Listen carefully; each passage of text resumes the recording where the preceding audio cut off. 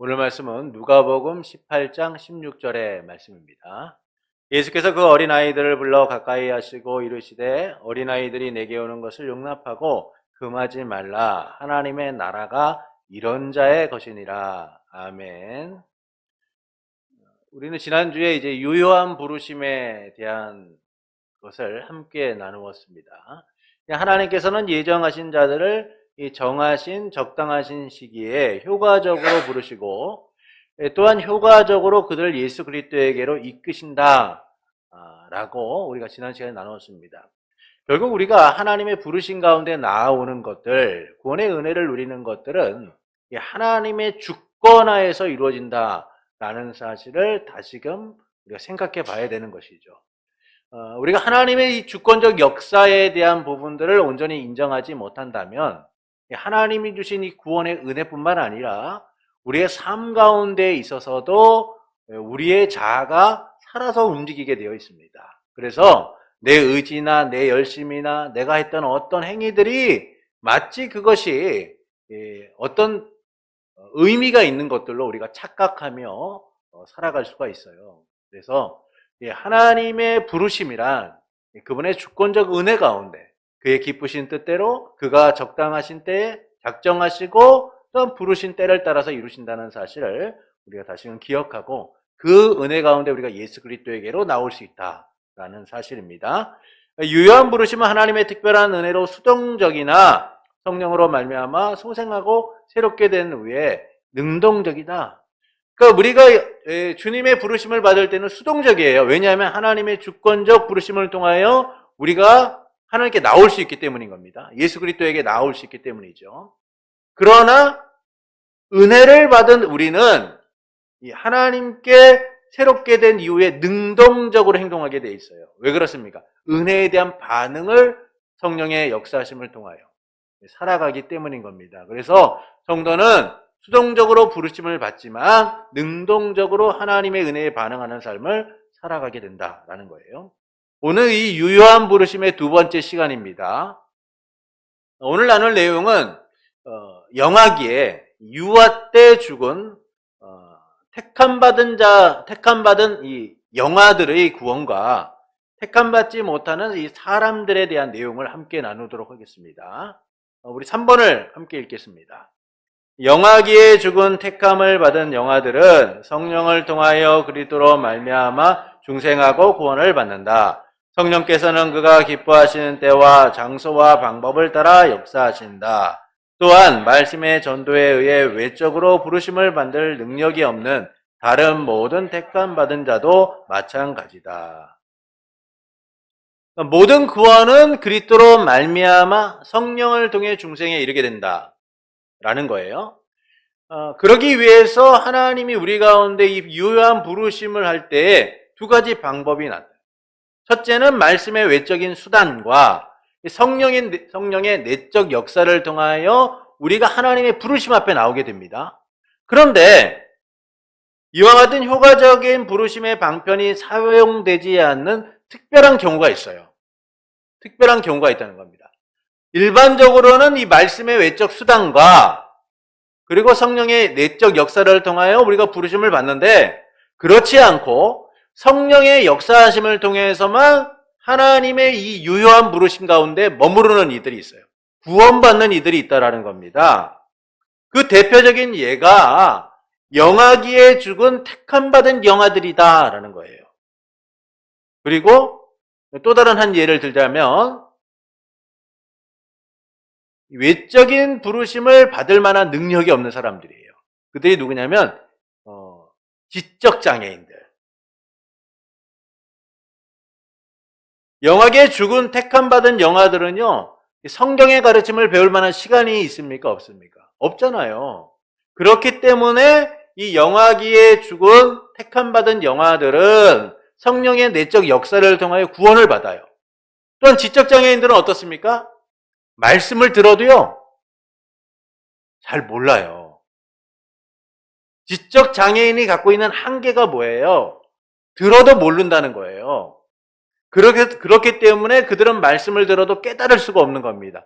이런 이들에 대하여서 하나님께서 어떻게 그들을 구원하시냐면 성령의 내적 역사를 통하여 특별한 은총 가운데 구원하신다라는 거예요.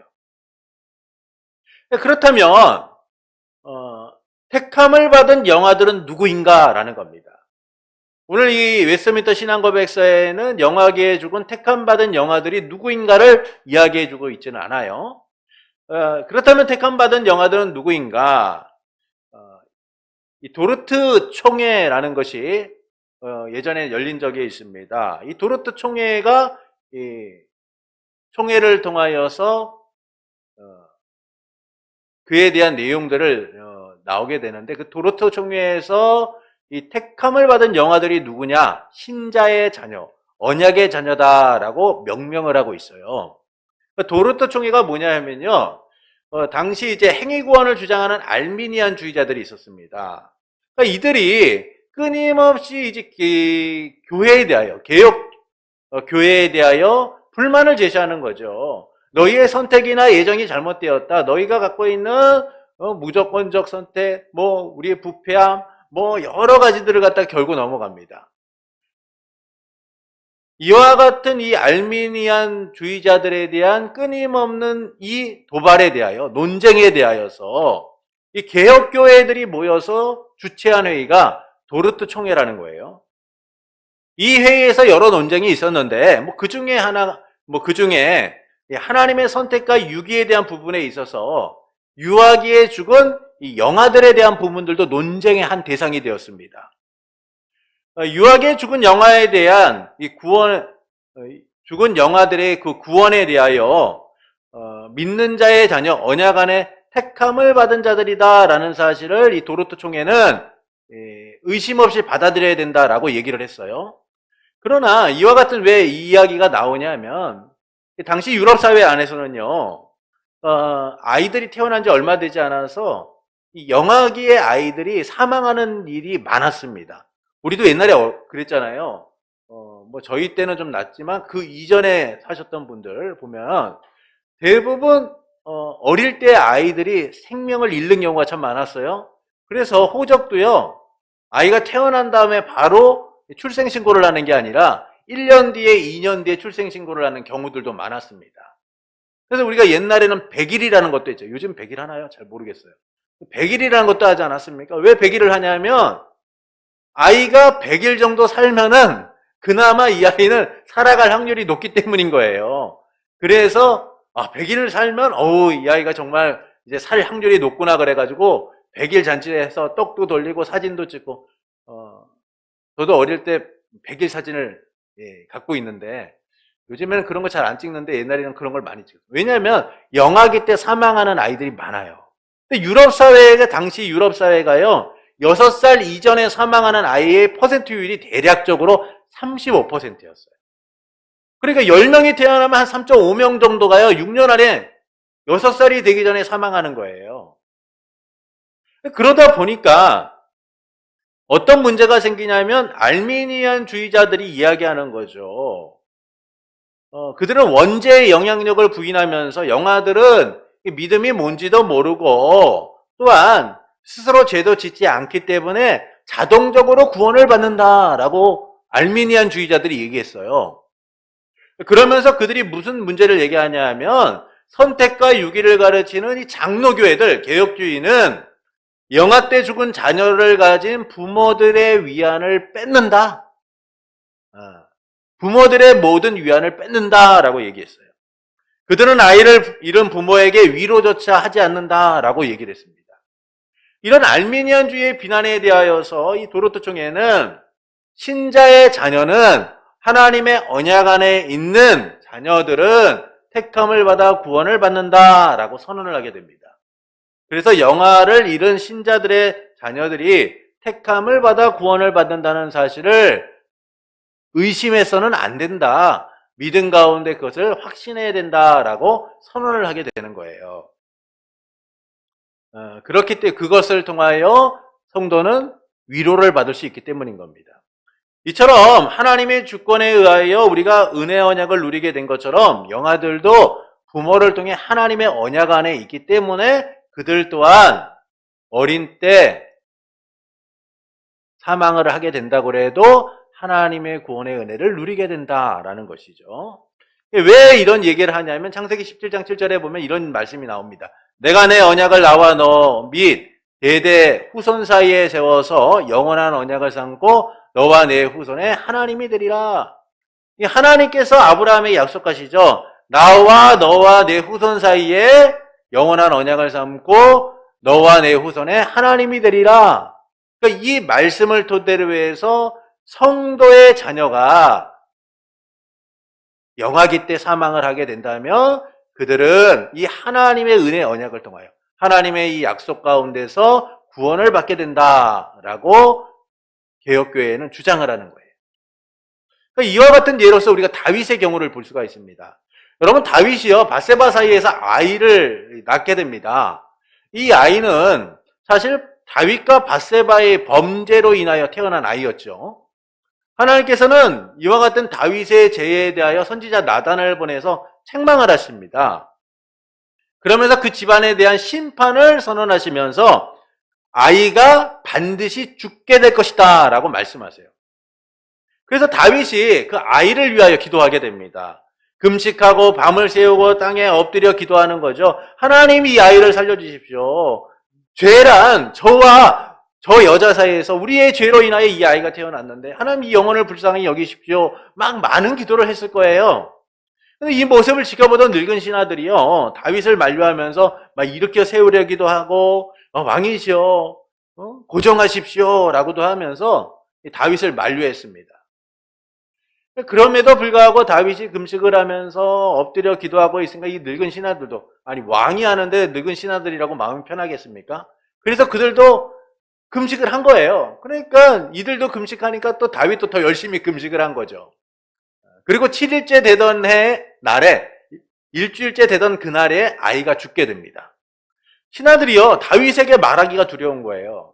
아이가 살아있을 때 그렇게 슬퍼하고 낙심하고 하나님 앞에 몸부림치면서 기도했는데 이제 아이가 죽었다는 소식을 듣게 되면 다윗이 얼마나 실망할까. 지금도 음식을 안 먹고 저렇게 기도하고 있는데 아이가 죽었다는 소식을 들으면 이 다윗이 얼마나 낙심하여서 힘들어할까. 그래서 신하들끼리 모여가지고 아이를 어떻게 죽었다고 얘기해. 그래도 얘기해야 되지 않겠어? 서로 간에 막 얘기를 하는 거예요. 근데 그 소리가 다윗에게 들린 겁니다. 듣다 보니까 아이가 죽었구나라는 감이 온 거죠. 그래서 신하들을 부른 거예요. 야, 아이가 죽었어? 그 이야기를 물으니까 신하가 얘기하는 거예요. 네, 죽었습니다. 그런데 놀라운 일이 일어난 거예요. 아이가 죽었다고 하는 소리를 듣는 순간 다윗이 더 통곡하고 울부짖고 안타까워야 되는데 다윗이 갑자기 일어나든지요 막 몸을 씻고 기름을 바르고 옷을 싹 갈아입은 채 하나님의 전에 들어가서 예배를 드리고 그리고 자기 궁으로 돌아가서 막 음식을 먹기 시작하는 거예요. 신하들의 입장에서는 이해가 안 되는 거죠. 아니 도대체 왕이 왜 저럴까? 분명히 아이가 떠났다고 한다면 더 슬퍼하고 더 고통스러워야 되는데 다윗이 오히려 더 건강한 모습을 보이고 있는 거예요. 그러니까 이 모습이 보여주는 바가 뭐냐 하면 다윗이 아이를 떠나보냈지만 하나님 안에서 그가 위로를 받고 있다는 사실을 우리에게 보여주는 겁니다. 그 아이는 떠났지만 다윗은 그 아이가 하나님의 품에서 거하고 있다라는 위로를 받은 거예요. 이처럼 신자의 어린 자녀의 죽음에 대하여 말씀은 그 아이가 말을 하지 못하고 그 아이가 너무나 어린 나이에 사망을 하지만 하나님의 은혜 언약 아래에 있기 때문에 하나님의 주권 안에 있는 존재이기 때문에 구원받는다라고 선언해주고 있는 거예요. 그래서 당시에 많은 아이들이 생명을 잃은 가운데서 성도의 자녀들은 성도들은 주 안에서 큰 위로를 받을 수밖에 없다라는 사실을 알려주고 있는 겁니다. 그러니까 선택과 유기에 있어서 이 믿음의 가정 가운데 있는 아이가 사망하는 경우, 이 영아기 때 사망하는 경우에는 하나님의 은혜 아래에서 그 아이들은 구원을 받고 믿지 않는 가정의 자녀들이 사망하는 경우에는 그들은 은혜 언약 아래 있는 존재가 아니기 때문에 하나님께 버림을 받는다라는 사실을 명확하게 알려주고 있는 거예요. 이와 같은 것은 하나님의 특별한 은총을 통하여 이루어지는 것이다 라는 겁니다. 자, 4번을 보시겠습니다. 4번입니다. 택함을 받지 못한 다른 사람들은 비록 그들이 말씀의 전도로 부르심을 받으며 성령의 어떤 일반적인 역사를 체험할지라도 그들은 결국 그리스도에게로 참되게 나오는 것이 아니며 그러므로 구원받을 수가 없다. 또한 기독교를 신봉하지 않는 사람들은 어떤 다른 방법으로 구원을 받을 수가 없으며 그들이 본성의 빛과 그들이 신봉하는 종교의 계율에 따라서 그들의 생활을 열심히 꾸려나간다고 할지라도 구원받지 못한다. 그리고 그들이 구원받을 수 있을지도 모른다고 단언하며 주장하는 것은 아주 유해하며 가증된 일이다. 자, 사항은 택함을 받지 못한 다른 사람들에 대한 부분을 우리에게 알려주고 있어요. 첫째는 이 말씀의 외적 부르심을 받았지만 성령의 구원 사역이 아닌 일반적 사역을 경험한 사람들에 대한 내용입니다. 이런 사람들은요, 구원을 받을 수 없다는 거예요. 이 점에서 말씀의 외적 부르심을 받았지만 성령의 일반적 사역을 경험한 이들을 우리가 주의해 볼 필요가 있습니다. 성령의 일반적 사역이란 뭐냐면 양심의 법을 통하여 죄를 깨닫게는 되었지만 복음을 통하여 마음은 즐겁게는 되었지만 회심하지 못하는 거예요. 하나님께로 온전히 돌아가지 못하는 자들을 이야기해 주는 겁니다. 그래서 그들은 예수 그리스도에게 참되게 나아가지 못하고 구원함을 받을 수가 없는 거예요. 예수님께서는 다음과 같이 말씀하시죠. 마태복음 7장 21절부터 22절을 우리 함께 읽겠습니다. 나더러 주여 주여 하는 자마다 다 천국에 들어갈 것이 아니요 다만 하늘에 계신 내 아버지의 뜻대로 행하는 자라야 들어가리라. 그날에 많은 사람이 나더러 이르되 주여 주여 우리가 주의 이름으로 선지자 노릇하며 주의 이름으로 귀신을 쫓아내며 많은 권능을 행하지 아니하였나이까 하리니. 자, 예수님께서 놀라운 말씀하시죠. 주여 주여 하는 자마다 다 천국에 들어갈 것이 아니다 라고 하십니다. 그러니까 이들 중에 어떤 사람들이 나와요? 주의 이름으로 선지자 노릇하고 귀신도 내어 쫓고 많은 권능을 행한 사람들이 있는데 그들이 아버지의 뜻대로 행하지 않으면 구원함을 받을 수 없다는 거예요. 왜 그들은 놀라운 성령의 역사를 경험했음에도 불구하고 구원함을 받지 못하는가? 그것은 그들이 말씀을 통하여 부르심을 받았지만 교회 안에 들어와서 신앙생활은 하지만 하나님께 택함받은 자가 아니기 때문이에요. 여러분, 교회 안에는 가라지와 알곡이 있을 수 있어요. 그런데 이 가라지와 알곡은 함께 가죠. 언제까지요? 추수 때까지. 그리고 추수 때가 됐을 때 가라지는 다 뽑히고 알곡만 걷어들이게 돼요. 복음의 외적 부르심을 받아서 이 교회에 오는 사람들이 있습니다. 근데 문제는 이들이 예수님께 참되게 나아가지 못한다는 거예요. 입술로는 주님을 고백하고 신앙생활을 하고 나름대로 열심히 주님을 믿고 살아가는 것처럼 보이지만 주님을 온전히 나의 구주로 영접하지 못하고 주님을 나의 왕으로 인정하고 살지 못하는 거죠. 종교 생활을 하는 이들이 많다는 거예요. 그들의 문제는 뭐냐면 성령의 구원 사역이 아니라 성령의 일반적 역사만을 경험하는 사람들인 거예요. 그런데도 우리는 어떤 은사적 능력이나 은사나 능력 등이 이제 구원받은 증거다라고들 말하는 사람들이 있어요. 여러분, 고린도 교회를 보십시오. 이 고린도 교회의 성도들이 어떤 사람들이었습니까? 그 사람들은요, 지적 욕구가 충만했고 은사적인 면에서 누구보다 그것을 강력하게 원했던 사람들이에요. 그래서 그들이 어떻게 성도들을 판단합니까? 누구에게 배웠느냐? 또 그가 어떤 은사를 갖고 있느냐를 가지고 그가 구원받은 자인가 아닌가를 스스로 판단했어요. 은사나 능력이 그들의 삶의 믿음의 어떤 한 기준이 되고 또는 구원받은 사람인 것처럼 그들은 판단했다라는 겁니다. 그러나 그렇지 않다는 거예요, 성경은요. 오늘 하나님이 우리에게 말씀하시는 바는 하나님의 구원하심은 우리로 하여금 하나님의 구원의 은혜를 맞는 열매들을 맺도록 만드시기 때문인 겁니다. 그래서 예수님을 누구보다 열정적으로 믿었던 사람들 중에서 교회를 떠난 이들이 참 많아요. 오히려 교회를 핍박하고 또한 성도들을 비난하는 이들이 너무나 많습니다. 그것은 그들이 말씀을 통하여 외적으로 부르심을 받기는 하지만 성령의 일반적인 역사를 통하여서 하나님의 은혜를 조금 좀 체험하는 것처럼 보이지만 그들은 성령의 구원 사역을 통하여 택함을 받은 자들이 아니다라는 사실을 우리에게 알려주고 있는 거예요. 그래서 누군가가 대단한 능력을 행하는 것을 보면은 어떤 사람들은요, 막 그 사람이 막 대단한 것처럼 여기고 열광하고 그것을 향하기도 하죠. 그러나 참된 믿음이란 뭡니까? 은사나 능력에서 오는 게 아니에요. 여러분, 우리가 주의해야 될 부분이 있습니다. 어떤 이들이요, 대단한 능력을 행하고 어떤 이들이 놀라운 일을 행한다고 해서 여러분의 마음이 그것을 향해서는 안 되는 거예요. 여러분, 우리에게 이 삶 가운데서 가장 중요한 이 믿음의 기준이 무엇이냐 하면 하나님과 나의 관계를 잘 다져가는 거예요. 누군가의 능력이나 누군가의 어떤 대단한 것들이 하나님과 나의 관계 속에서 믿음을 갖다가 강화시키고 놀랍게 하는 게 아니에요. 나의 믿음을 강화시키고 나의 삶을 든든하게 세워가시는 분은 하나님이신 거예요. 그래서 우리는 하나님을 온전히 모시고 그분의 은혜를 따라 살아가는 이들이 되어야 되는 거예요.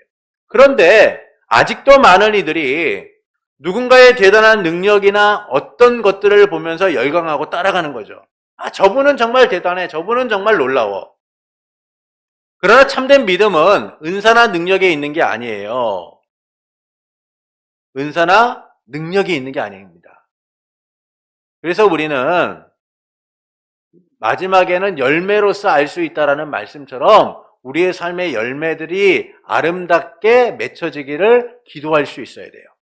많은 사람의 착각은요, 병을 고치고 귀신을 쫓는 은사를 높이 평가하지만 여러분, 가장 큰 은사가 뭡니까? 고린도전서 13장에 보면은 사랑에 대하여 말씀해주고 있어요. 여러분, 우리의 삶의 진정한 능력이 뭡니까? 사랑인 거예요.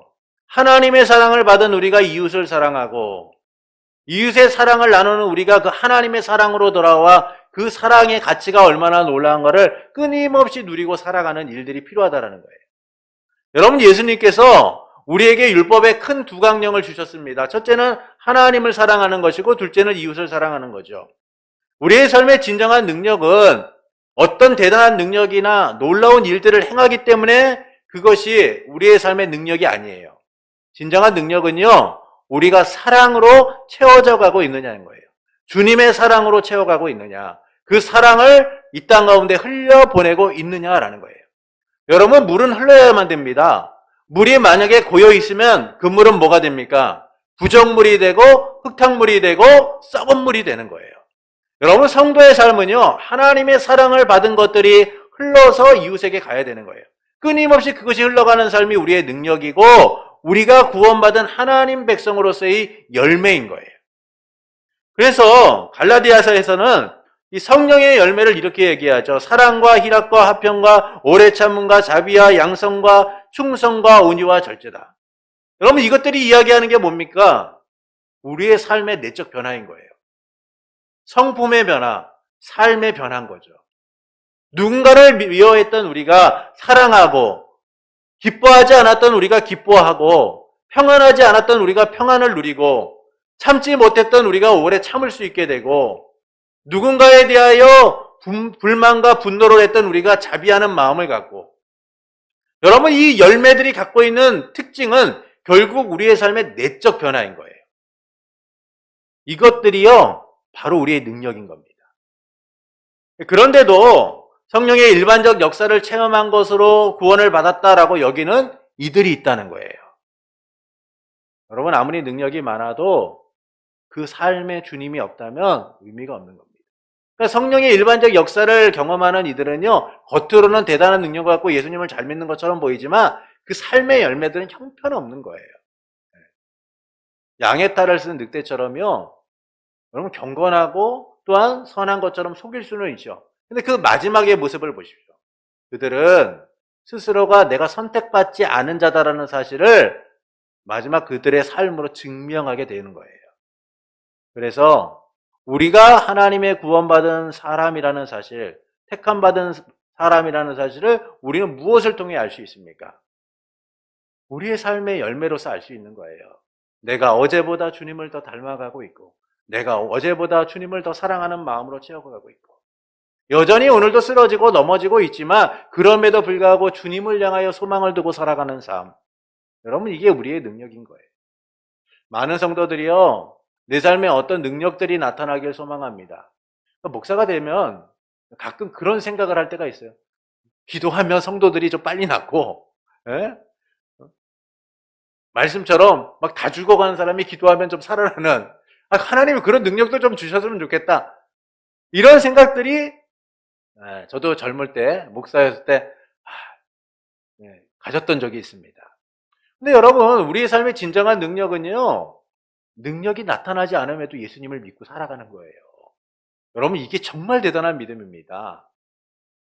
많은 성도들이 내 삶에 어떤 대단한 것들이 나타나기를 소망하지만, 여러분, 그러면 더 잘 믿을 수 있을 것 같죠? 그렇지 않습니다. 여러분, 우리가 잔잔한 이 삶 속에서 여전히 주님과 함께하고 있다는 사실이 여러분 큰 능력인 거예요. 큰 능력이죠. 예수님이 도마에게 뭐라고 말씀합니까?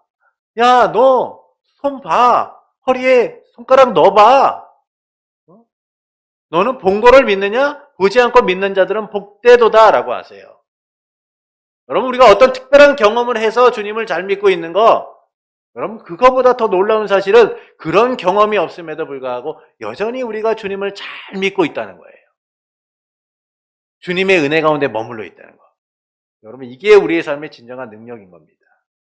그래서 주님께서는 택함을 받지 못하는 사람들이 있는데 그들 중에는 어떤 사람이 있느냐? 성령의 일반적인 역사를 경험하지만, 은사도 행하고 놀라운 일도 행하지만 실질적으로는 하나님께 택함받지 못한 자의 삶을 살아가는 이들이 있다라는 것이죠. 구원받지 못한 자들이 있다는 거예요. 그 부분에 대하여 말씀해주고 있다라는 겁니다. 둘째는 기독교를 신봉하지 않는 사람들의 다른 방법이나 그들의 종교적 생활을 잘한다고 해도 구원을 받지 못한다는 거예요. 그러니까 많은 사람이 오해하거나 궁금해하는 것은 양심이 선한 사람들, 곧 법이 없어도 사는 사람들은 그들의 양심을 따라서 구원을 받을 수 있지 않을까라고 생각하는 이들이 있어요. 또 복음이 전해지기 전에 죽은 우리 조상들 같은 경우에는 조상들 가운데 양심적이거나 또 위대한 일을 했던 사람들은 복음과 관계없이 구원을 받을 수 있지 않을까라고 생각하는 이들도 있습니다. 그리고 기독교 이외의 다른 종교를 신봉하는 자들 중에 종교적 생활을 잘하면 구원을 받을 수 있지 않을까라고 생각하는 이들이 있어요. 그러나 말씀은 그 가능성을 뭐라고 얘기합니까? 없다라는 거예요. 가능성이 없어요. 우리의 구원을 받는 유일한 기준은 예수님이에요. 예수님을 믿느냐 믿지 않느냐가 우리의 삶의 유일한 기준인 겁니다. 그래서 신앙고백서는 분명하게 구원을 받을 수 없다라고 선언하고 있는 거예요. 만약 구원을 받을 수도 있을지 몰라 라고 가능성을 얘기하는 것은 비기독교적이고 비성경적이고 가증한 것이다. 악한 일이다 라고 얘기해주고 있어요.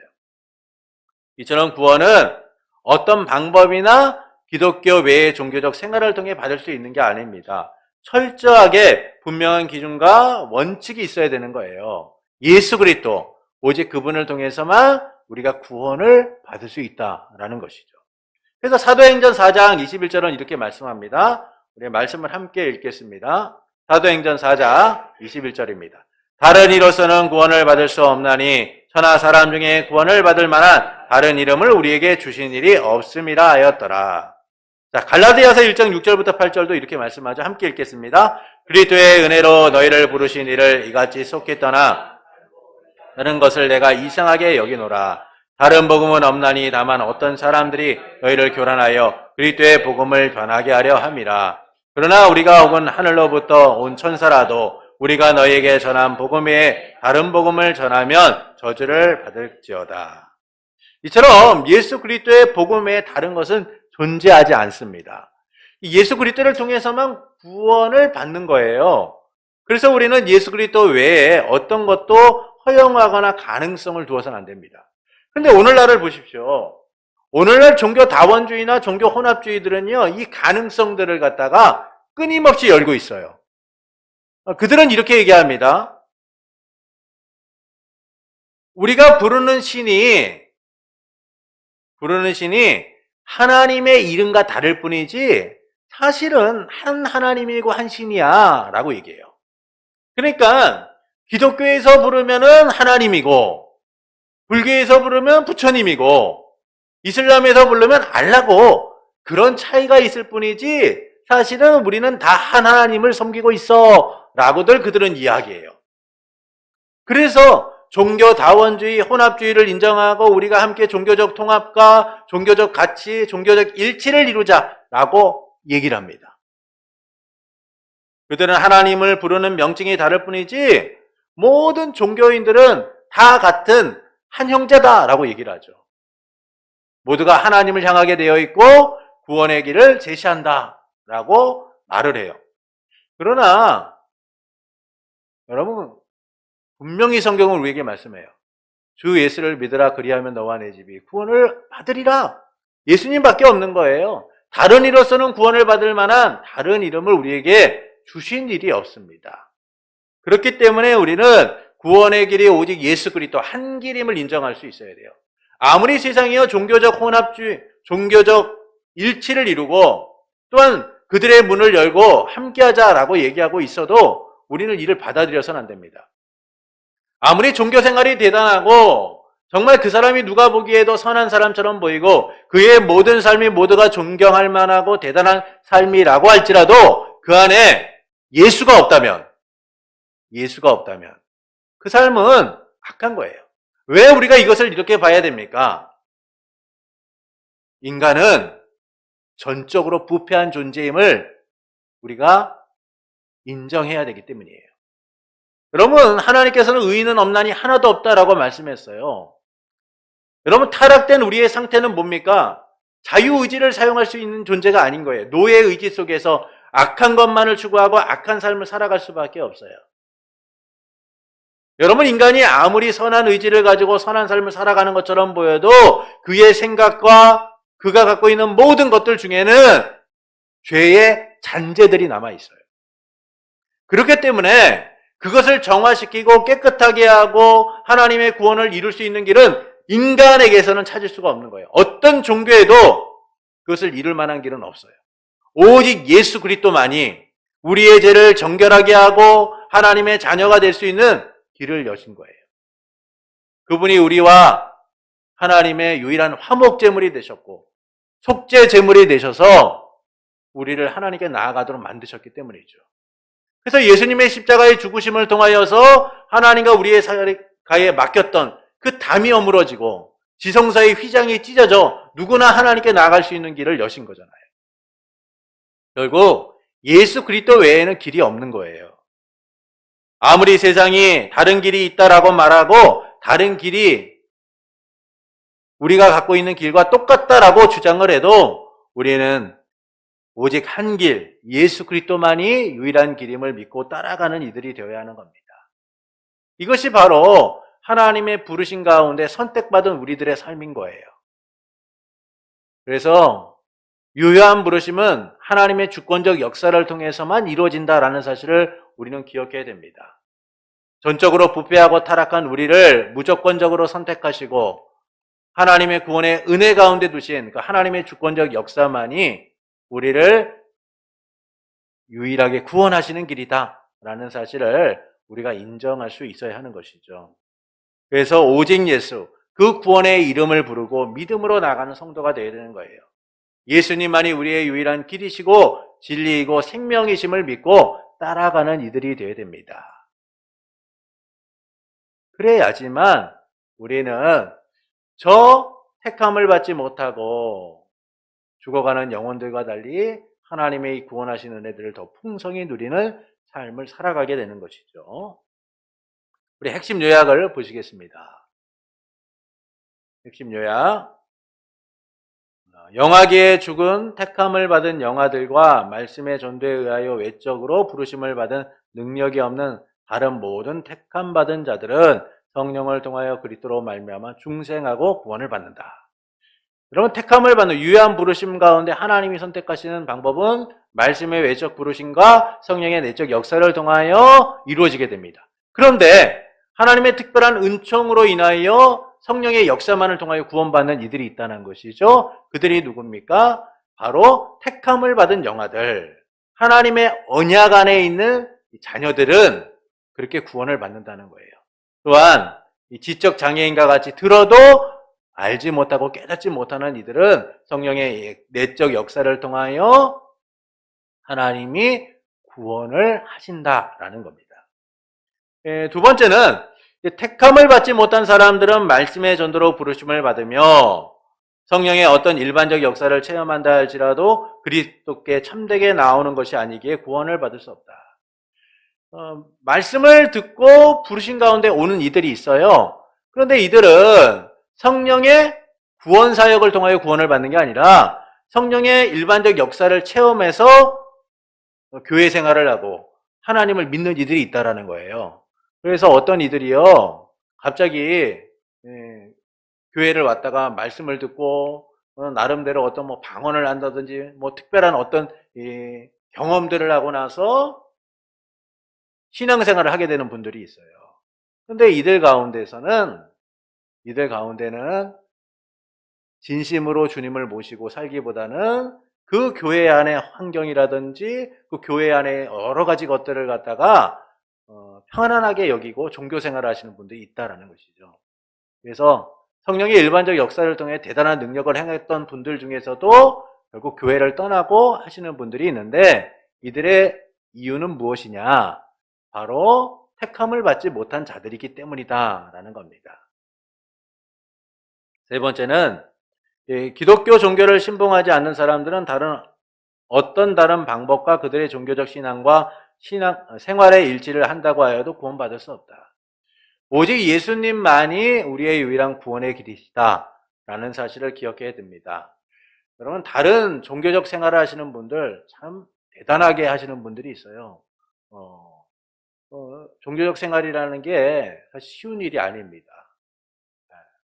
그럼에도 불구하고 우리보다 더 나은 종교심을 가지고 열심을 가지고 종교 생활을 하시는 분들이 있어요. 그러나 그들의 삶이 구원에 이르도록 하느냐? 그렇지 않다라는 것이죠. 종교적 신앙과 생활의 일치가 이루어지고 누가 봐도 선해 보이고 누가 봐도 대단해 보여도 그들에게는 구원의 길이 허락되지 않았다는 겁니다. 왜냐하면 그들은 전적으로 부패한 인생이기 때문이죠. 그래서 우리에게 허락된 유일한 구원의 길은 오직 예수를 통해서만 구원을 받는다라는 것이죠. 그래서 우리는 예수 그리스도만이 우리의 유일한 구원의 길이심을 믿고 예수 그리스도를 바라보는 삶이 되어야 됩니다. 지금 우리가 예수님을 믿고 살아가는 이 모든 일들이 하나님의 주권적 은혜이며 하나님의 유효한 부르심 가운데 있음을 항상 기억하면서 더욱더 주님을 사모하고 주님을 바라보는 복된 성도가 될 수 있기를 바랍니다.